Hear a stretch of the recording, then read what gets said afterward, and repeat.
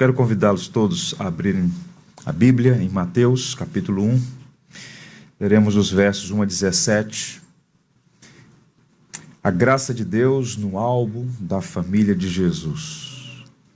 Tema da mensagem à luz de Mateus, capítulo 1, versos 1 a 17.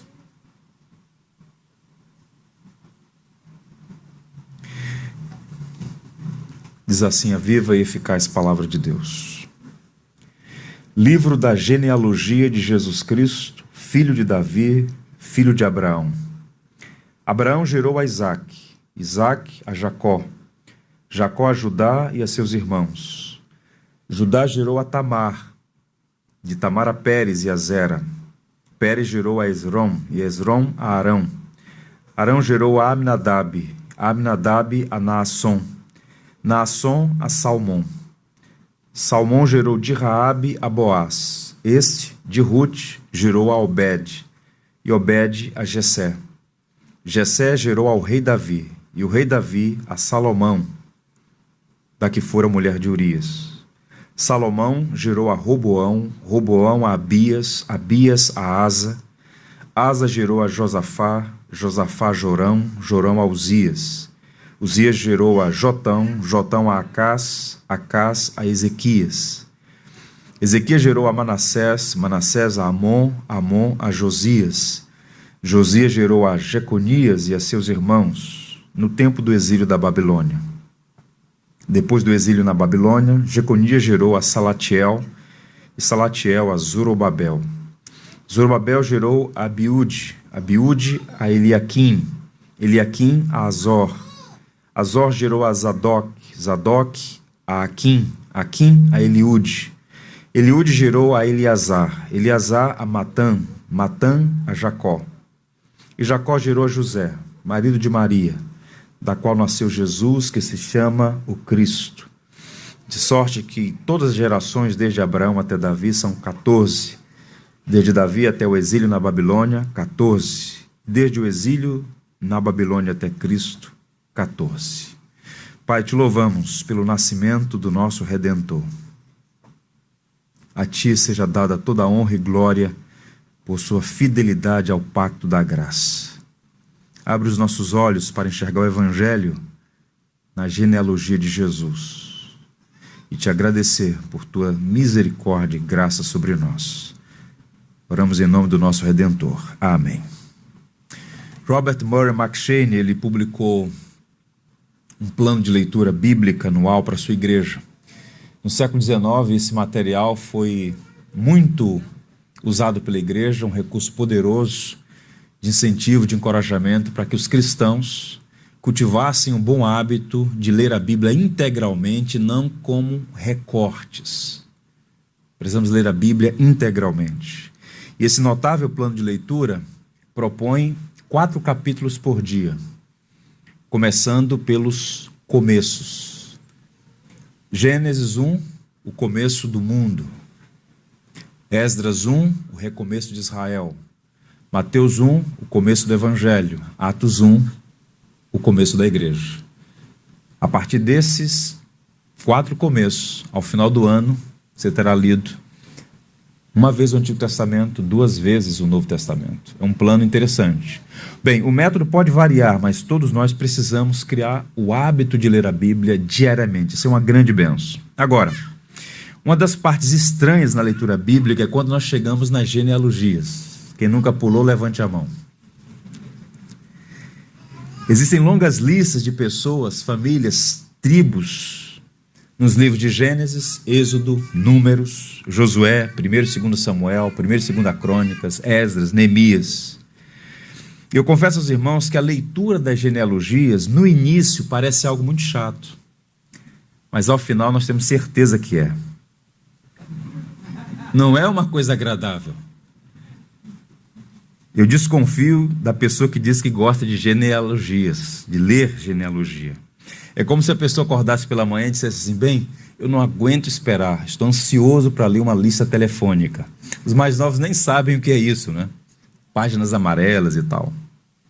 Não obstante a gostos e preferências, o fato é que essas listas de nomes aparentemente desnecessárias e desinteressantes podem nos ensinar preciosas lições. A Bíblia inteira foi inspirada por Deus e é útil para promover o nosso crescimento espiritual.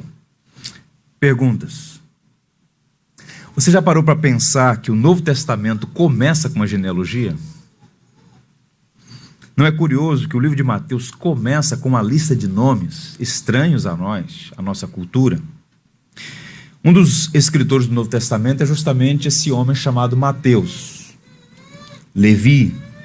Ele era um cobrador de impostos, alcançado pela graça de Jesus, tornou-se um discípulo e passou a seguir o mestre. E a providência escolheu a pessoa certa para escrever esse livro tão singular, tão instrutivo, que nós chamamos de o Evangelho segundo Mateus. Alexander White diz que quando Jesus chamou Mateus para segui-lo, Mateus levou consigo a pena. Era um habilidoso escritor. E há muitas coisas interessantes no livro dele, eu queria apenas destacar uma delas. Mateus é um construtor de pontes que apresenta um novo livro. Se alguém lhe perguntar qual é o perfil de Mateus, ele é um construtor de pontes. É um engenheiro das letras. É impressionante a habilidade de Mateus. Os organizadores do cânon sagrado, essa coletânea de 27 livros do Novo Testamento, do ponto de vista cronológico, Mateus não é o primeiro livro. Mas há um motivo além da ordem estética. Existe uma dinâmica teológica. O Evangelho segundo Mateus é uma espécie de ponte entre o Antigo e o Novo Testamento. E o Espírito Santo inspirou Mateus para escrever esse livro. E ele, de uma forma habilidosa, fez uma das coisas mais extraordinárias da história da literatura. E eu queria sua atenção para ver isso aqui. Um dos temas do livro do Antigo Testamento, em Gênesis 5, verso 1, diz assim: este é o livro da genealogia de Adão. Boa parte da história contada no livro de Gênesis é muito triste. Basta ler. Adão pecou contra o Senhor e a história dele é marcada por sofrimento consequente do pecado. Espiritualmente quebrado e corrompido pelo pecado, Adão gerou filhos à sua semelhança. Gênesis 5:3 diz: filhos à sua semelhança conforme a sua imagem. E desde então, qual é a nossa realidade? Pecado e pecadores. O mundo, esse ambiente onde há beleza, onde há digitais do Criador, mas há sinais da queda. Somos todos filhos de Adão, herdeiros da culpa e da corrupção.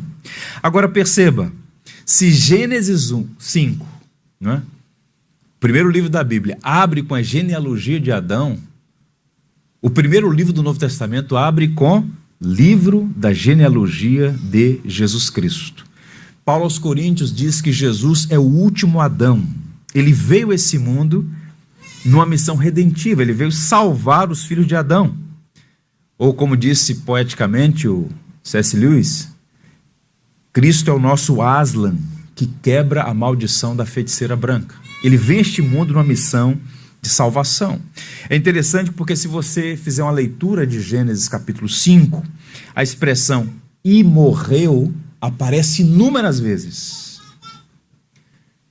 É o badalar do som fúnebre do sino avisando que o salário do pecado é a morte. Em Gênesis acontece a morte. A morte entra na história da humanidade. Paulo inclusive disse isso, o salário do pecado é a morte.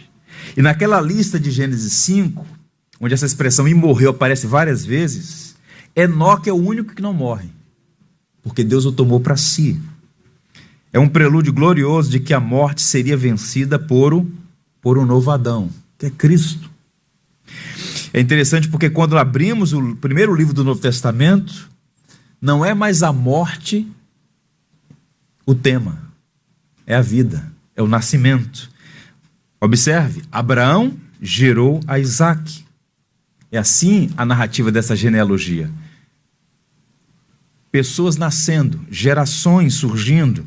Se de fato o pecado tem como salário a morte, A Bíblia também diz que o dom gratuito de Deus é a vida eterna em Cristo Jesus, nosso Senhor. O que Mateus vai fazer aqui nessa genealogia é apresentar a Jesus como novo rei. A boa notícia é que o rei está chegando. E de fato para nós já chegou. É interessante porque os judeus, eles faziam essas listas que nós chamamos de genealogias, registro de antepassados, com alguns propósitos. Flávio Josefo, um historiador judeu que viveu nos dias de Jesus, ele diz que os judeus conservavam extensas genealogias para estabelecer herança, os bens a serem herdados, a legitimidade e os direitos de uma pessoa. Então não está ali por acaso, havia propósitos sociais, digamos. Mas o que Mateus vai fazer aqui, nesse primeiro livro do Novo Testamento, é apresentar a linhagem de Jesus Cristo para provar que ele é rei por direito. Ele é filho de Davi e filho de Abraão. O texto diz isso. Livro da genealogia de Jesus Cristo, filho de Davi, filho de Abraão. Essa expressão filho de Davi aponta para o fato de que o Messias é da linhagem real, é da casa de Davi, é herdeiro do trono de Jerusalém e rei de Israel. A expressão filho de Abraão evoca a memória da aliança que Deus fez com Abraão, do pacto. Em ti serão benditas todas as famílias da terra. E observem que quando Mateus ressalta que José não gerou a Cristo, porque o texto diz, e Jacó gerou a José, marido de Maria, da qual nasceu Jesus, que se chama o Cristo. Porque ele está apontando aqui para uma coisa bem interessante. Ele é humano e divino. A dupla natureza de Cristo. Warren Wiersbe diz que cada criança que nasce é uma criatura totalmente nova.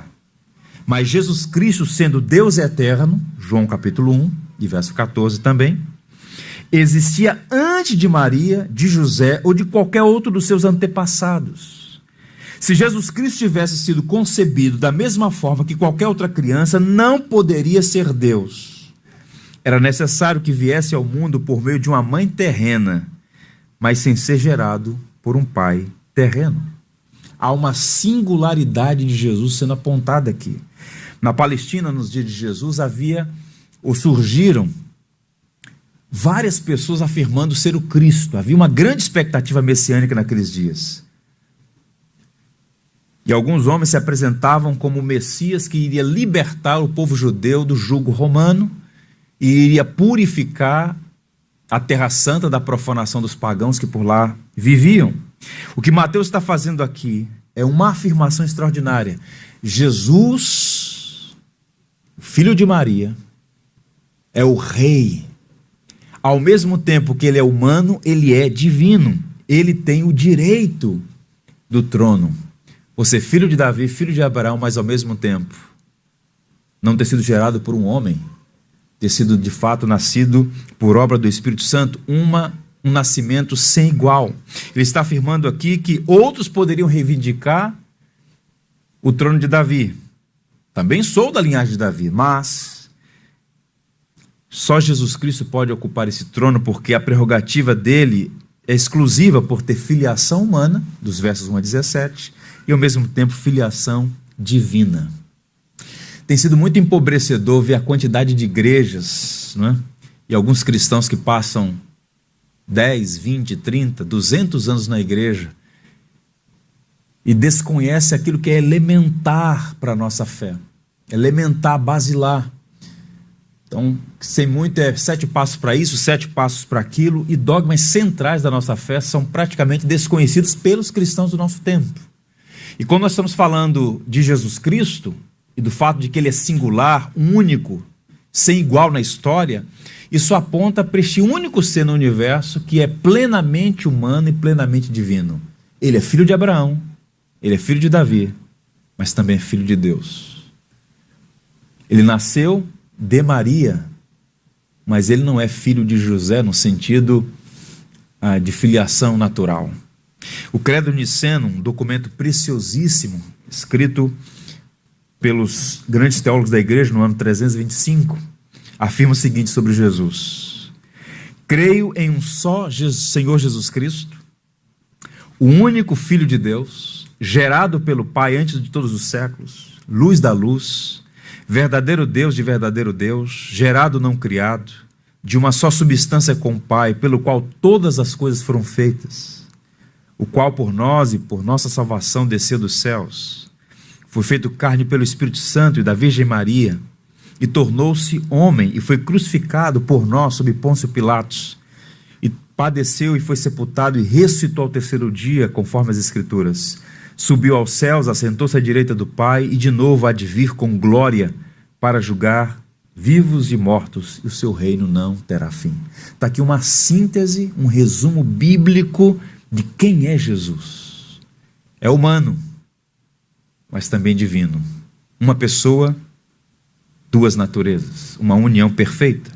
Nosso foco hoje aqui é examinar o registro dos ancestrais de Cristo e enxergar nessa genealogia a exuberância da graça.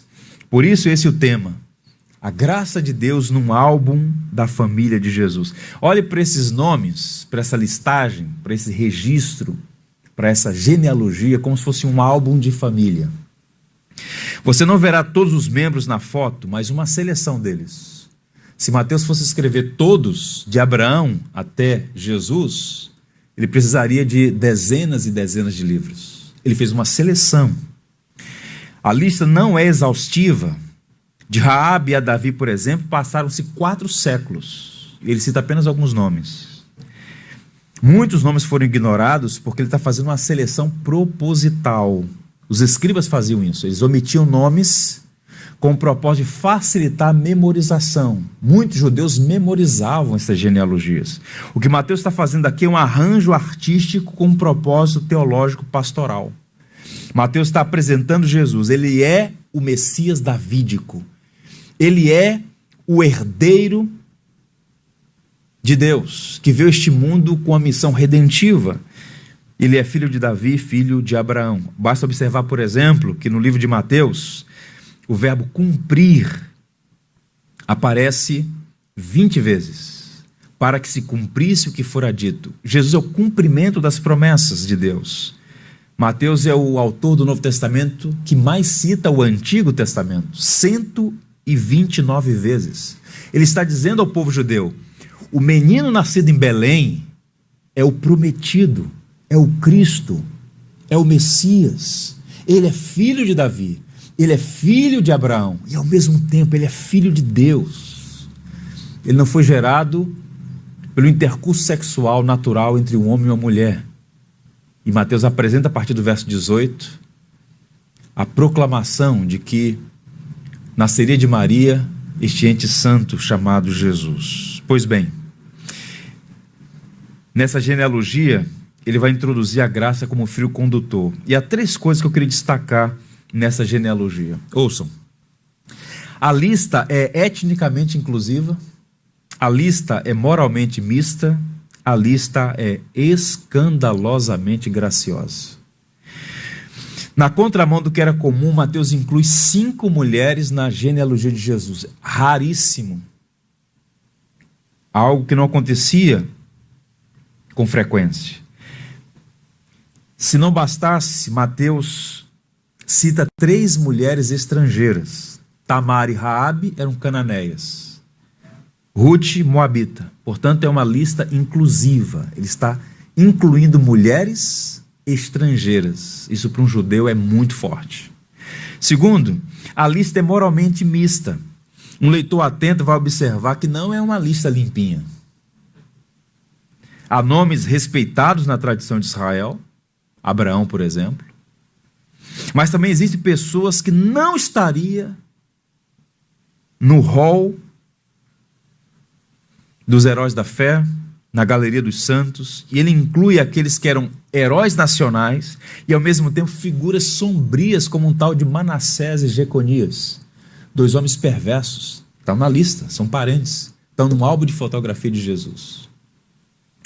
E a lista é escandalosamente graciosa porque a árvore genealógica de Jesus nos ensina que os que ali estão não estão por mérito, mas por graça. Quem diria, pense comigo, na família de Jesus há adúlteros, meretrizes, homens e mulheres de caráter duvidoso, assassinos, gente que por conta do seu histórico não estaria num álbum na sala de estar. E está ali. Os biógrafos gregos, e ainda hoje, muita gente quando escreve a sua autobiografia, ou quando contrata alguém para escrever sobre si, eles omitiam os parentes complicados. Na sala a gente coloca a foto de quem passou em primeiro lugar, a foto daquele que dá alegria, a foto daquele que se comporta, mas aquelas pessoas com nódoas morais, que trouxe tristezas e desacertos para a família, esconde, coloca no canto. E a lista de Mateus é o memorial da graça. O Rei Jesus, Salvador do mundo, é Salvador também da sua família de pecadores. Eu queria que você mantivesse a sua Bíblia aberta, não dá para fazer o exame de todos os nomes, mas pelo menos 2 deles inicialmente. Vamos começar pelas mulheres que Mateus inclui aqui. A primeira delas, no verso 3, é chamada de Tamar.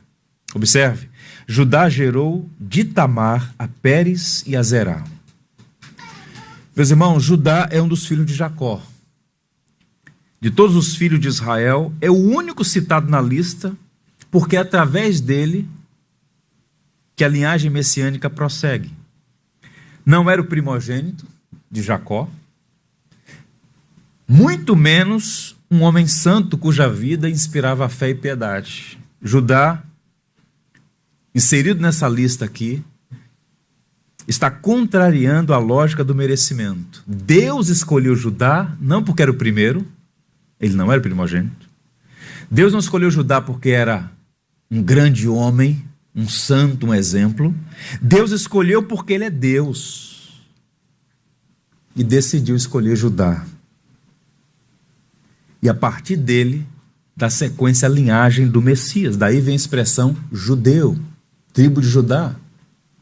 A soberana graça eletiva está em evidência aqui.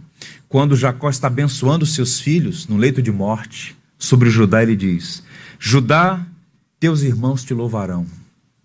O cetro não se arredará de Judá. A despeito das suas fraquezas, Deus escolheu isso. Deus determinou que assim o fosse. Mas o foco de Mateus aqui não é a figura de Judá, especificamente, mas a relação de Judá com Tamar. Quem é Tamar? De acordo com o texto de Gênesis 38, Tamar era a nora de Judá. Ela era casada com um de seus filhos. Esse cidadão vem a morrer, e agora um dos filhos de Judá, o do meio, tem que cumprir a lei do levirato. Ele tem que casar-se com a sua cunhada para dar sequência à posteridade do seu irmão. E ele se recusa, ele rejeita a sua cunhada. O filho mais novo de Judá é ainda uma criança, não tem como casar-se com Tamar, e ela fica então aguardando. Passam-se os anos, ela percebe que vai ser rejeitada também, e ela faz um simulacro. Sabendo que o seu sogro viria para a sua aldeia, ela então se veste como uma prostituta cultual, ela o seduz à beira do caminho, dorme com ele e exige que ele deixe com ela alguma coisa para que no futuro ele possa pagá-la. E então ela fica com alguns pertences dele, muito distintivos. Ele volta para casa. Tempos depois, chega a informação: a tua nora está grávida. E ele fica revoltado, indignado. Que ela seja condenada por isso. Reúne a tribo, e quando ela é trazida à presença da tribo, ela diz: o pai dessa criança é o dono desses bens aqui. Você é o pai. Ele não a reconheceu. E então é suspensa a condenação, e dessa relação incestuosa nasce 2 meninos, gêmeos. E a partir desse nascimento dessas crianças é que é dada a sequência da linhagem do Salvador. Quem poderia imaginar que por trás de uma história sombria como essa, Deus estaria preparando a chegada do Messias? Vejam como a lista é escandalosamente graciosa. O segundo nome também não é limpinho. É um nome chamado Raabe. Verso 5.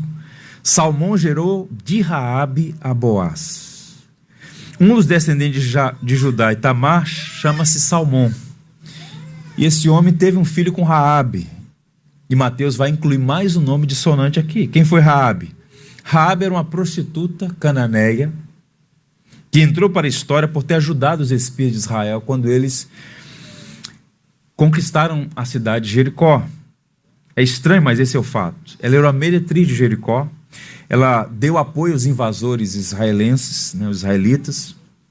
E nós somos informados, no livro de Josué, que a primeira cidade conquistada pelos hebreus, quando saíram do Egito, a primeira cidade em Canaã foi justamente a cidade de Jericó. E era uma cidade fortificada. Quem já leu o relato do livro de Josué sabe o que eu estou falando. Uma muralha tinha 35 metros de altura por 12 metros de comprimento. A muralha de Jericó era monumental, inexpugnável. E Raabe morava na muralha da cidade. E ali na muralha daquela cidade, ela prostituía-se, ela vendia o seu corpo para os soldados que viviam naquelas muralhas. Pois bem, essa mulher, quando os espias chegam na cidade, ela os acolhe, ela os protege. E por conta disso, ela é incluída na galeria dos heróis da fé, lá no livro de Hebreus. Hebreus 11, verso 31 diz: pela fé Raabe, a meretriz, não foi destruída com os desobedientes, porque acolheu com paz os espias. Vejam como são as coisas. Vejam como Deus faz.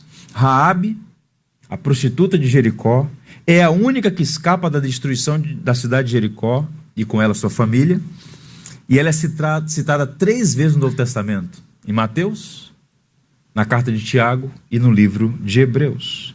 E Mateus está passando por cima de nomes de matriarcas extraordinárias. Ele não fala de Sara, ele não fala de Rebeca, ele não fala de Lia, não fala de Raquel, não são nem citadas. E para o nosso espanto, ele inclui mulheres como Tamar, Raabe, Ruth, que era uma estrangeira. E qual o propósito aqui? Por que ele está incluindo essas mulheres? Elas todas tinham nódoas morais, inamovíveis pela religião meritória. No entanto, a intenção dele é mostrar basicamente isso: que a graça de Deus se manifesta em pessoas inesperadas e em lugares improváveis. A graça de Deus na família de Jesus. E o que é o Natal, meus irmãos? Senão uma mensagem de graça, a graça de Deus sobre pessoas que não merecem, mas a despeito disso são objetos do amor incompreensível de Deus. O John MacArthur, comentando essa genealogia, diz o seguinte: Tamar era uma mulher cananeia que se fez como prostituta para seduzir Judá. Raabe era uma gentia e prostituta. Ruth era mulher moabita e adoradora de ídolos.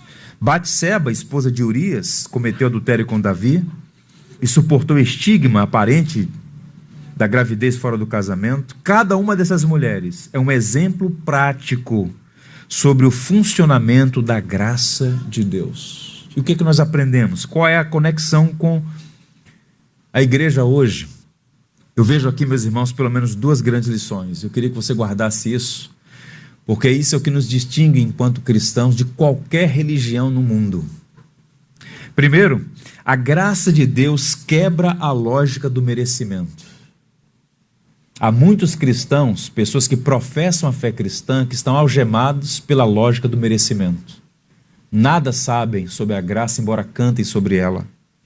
Mateus pretende mostrar a maneira como Deus trabalha na história. Nenhuma das pessoas na família de Jesus está na lista porque merece, mas pela graça soberana de Deus.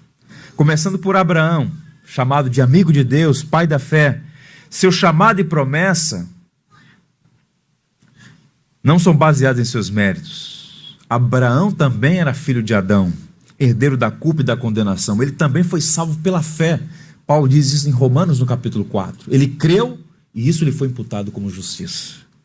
Jacó não era o primogênito de Isaac, Mas Deus escolheu Jacó e não Esaú.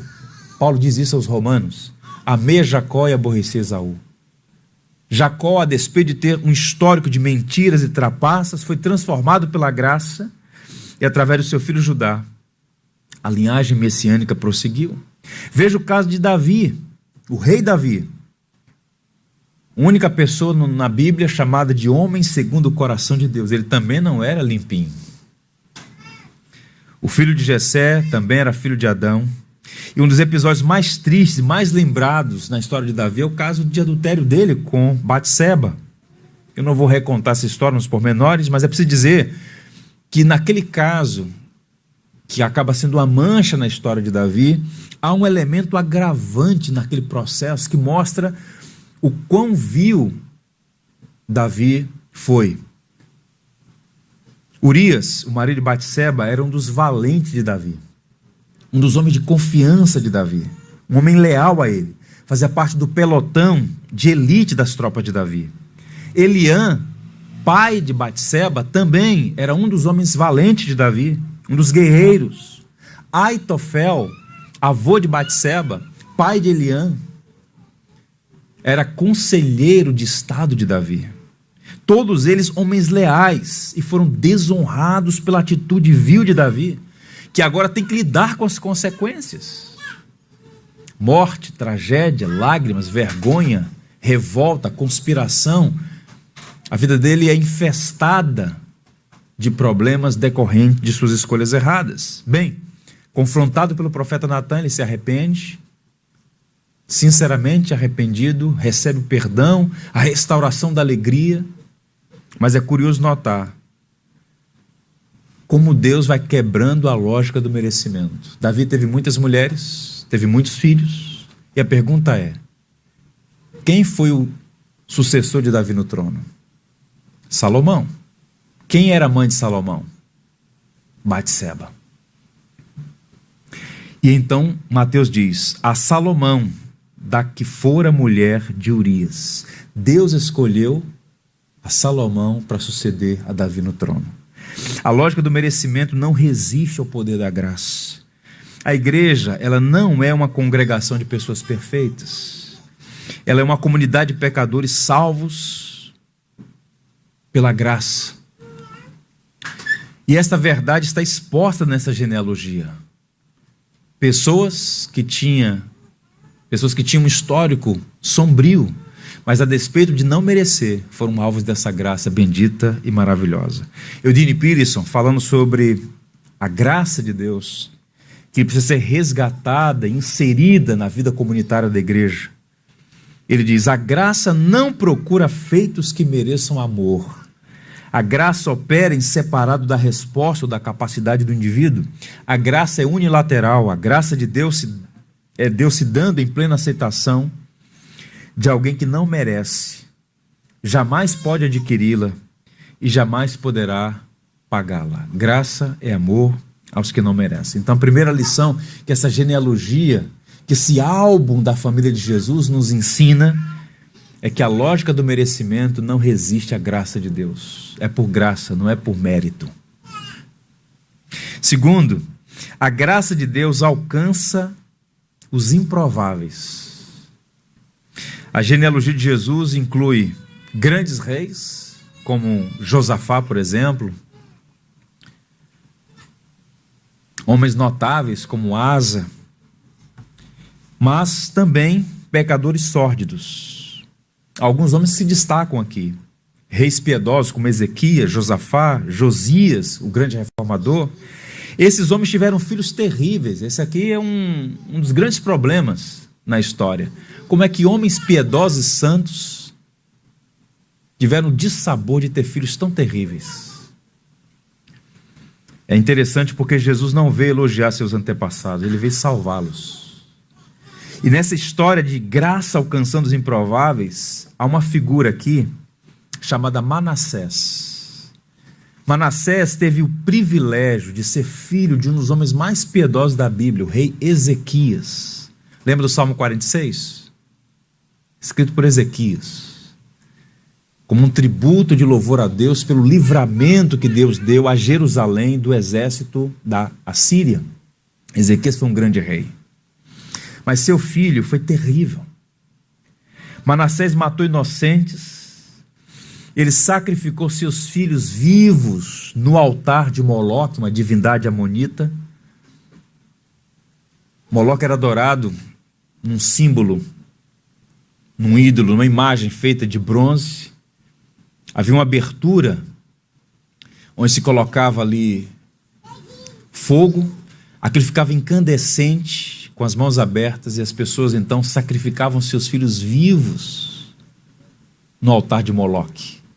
E Manassés, filho de um homem santo como Ezequias, sacrificou os seus filhos no altar de Moloque.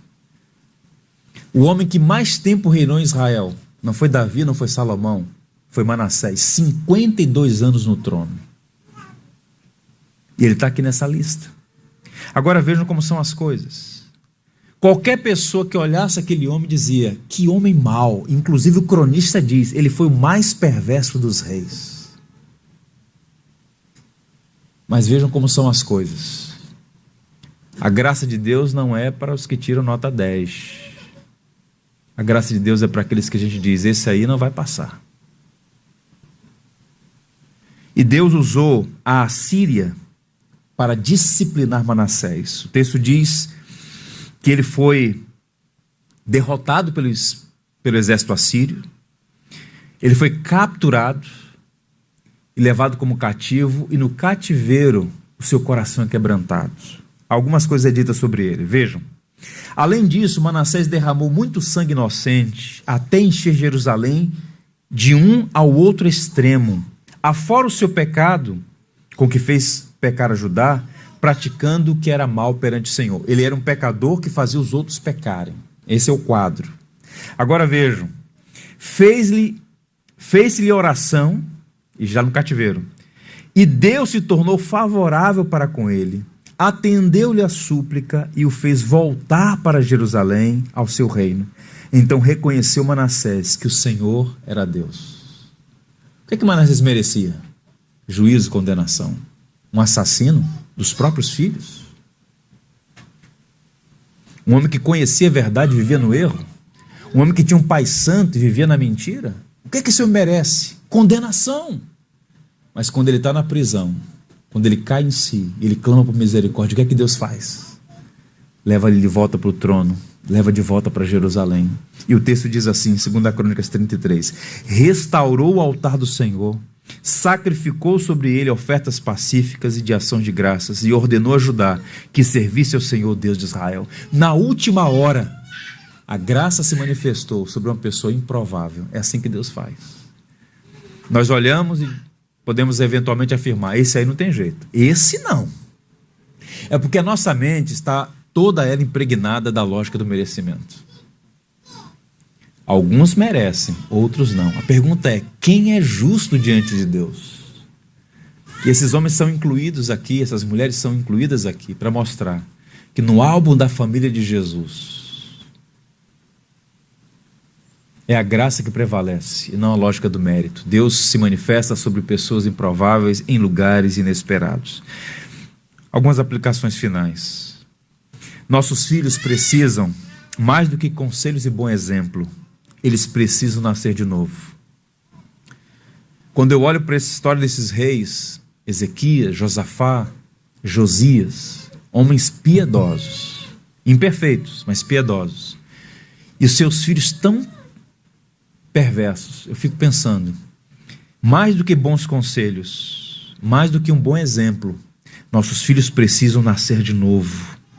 Aqueles que nasceram do alto não nascem nem do sangue, nem da vontade da carne, nem da vontade do homem, mas de Deus. Deus não tem netos. Seus filhos são filhos de Deus ou não. A graça de Deus não é hereditária. O Novo Testamento ensina de modo muito claro que a regeneração, o novo nascimento é uma intervenção dos céus.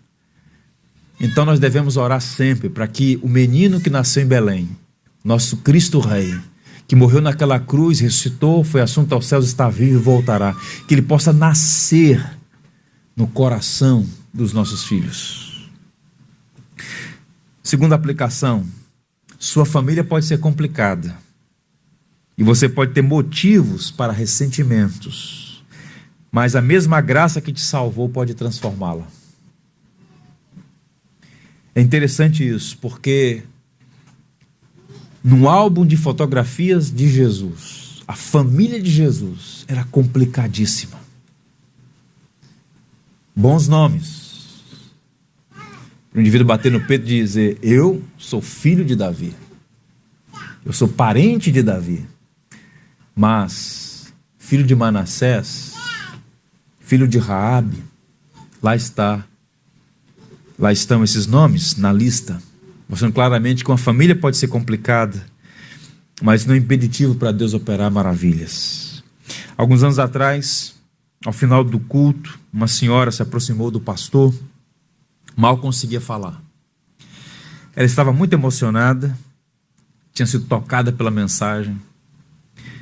Ela era cristã, genuinamente cristã, comprometida com o evangelho, mas estava vivendo algemada pelo rancor. E ela então tira da bolsa uma foto do filho e dava para ver que a foto não estava completa, havia sinais de rasura. A foto tinha sido rasgada ao meio. E ela passou a odiar tanto a sua nora, que ela então rasga, remove, exclui, e vai por muito tempo remoendo rancores e ressentimentos. E ao ouvir falar sobre a graça de Deus, a graça que quebra a lógica do merecimento, ela é tocada para dizer: eu preciso perdoar, porque a mesma graça que me alcançou pode também alcançá-la. E ela então, ao perdoar a pessoa envolvida, ela ficou livre da tirania, da amargura. Há muita gente, irmãos, aprisionada na cela de memórias ruins, algemada pelo ressentimento, com vergonha da família que tem. Um pai ausente, uma mãe negligente, um irmão perverso, uma irmã invejosa, uma tia cruel, um tio abusador. Pela lógica do merecimento, há muita gente que não tem o direito de estar no álbum da minha família. E então, o que é mais comum e natural? Do ponto de vista humano, há razões para não colocar a foto daquela pessoa que te feriu no seu álbum. Nós vivemos hoje a cultura do cancelamento, da exclusão das amizades. E os cristãos precisam aprender com Jesus. Nós somos perdoados pela graça. O perdão é a encarnação da graça. Já parou para pensar no verbo perdoar? Perdoar. Perdão é a doação perfeita. Não há perdas em quem perdoa. Portanto, a graça de Deus restaura, transforma e integra pecadores na família de Jesus. E eu quero encorajar você a entender isso. Não tenha vergonha da sua família. Jesus não tem vergonha de você. É dito no livro de Hebreus, capítulo 2, pois tanto que santifica, quantos que são santificados, todos vêm de um só. Por isso é que ele não se envergonha de lhe chamar irmãos. Jesus não se envergonhou de você. Ele não se envergonhou de nascer de uma mulher cuja árvore genealógica tinha tantas nódoas. Ele veio salvar seus familiares e pode também salvar os nossos. Nós precisamos parar e refletir sobre a graça de Deus no contexto da família. Eu diria, e assim encerro, que a genealogia de Jesus é um memorial da graça e, ao mesmo tempo, um convite poderoso para que recebamos e ofereçamos misericórdia, perdoar e receber perdão. Que Deus nos ajude, que Deus nos abençoe, que a sua maravilhosa graça seja abundantemente derramada sobre a nossa família, sobre o nosso coração. Amém? Vamos orar. Pai Santo, nós louvamos o Teu nome por Tua fidelidade. Na plenitude do tempo, o Senhor enviou a Jesus Cristo, seu Filho, nascido de mulher, nascido sob a lei, para nos resgatar da tirania desse mundo e nos adotar na família dele como seus filhos amados. Nossos pais na fé têm nódoas em sua biografia, nós também as temos. Nossa família não é perfeita, como também não era perfeita a família de Jesus. Nós reconhecemos que tanto eles quanto nós mesmos somos salvos pela graça do Senhor. Portanto, Pai, guarda o nosso coração da lógica do merecimento.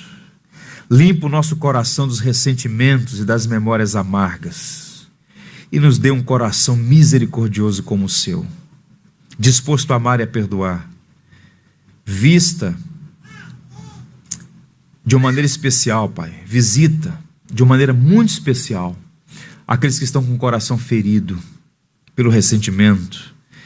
Livra-os das mágoas e dos ressentimentos e permita que a tua graça, abundante e maravilhosa, seja derramada em cada coração, para que possamos viver livres pelo Evangelho de nosso Senhor Jesus Cristo. A começar em cada um de nós, opera um milagre para a tua glória, para que nós possamos nos regozijar e nos alegrar no Evangelho das insondáveis riquezas de Cristo. Oramos agradecidos em nome de Jesus. Amém.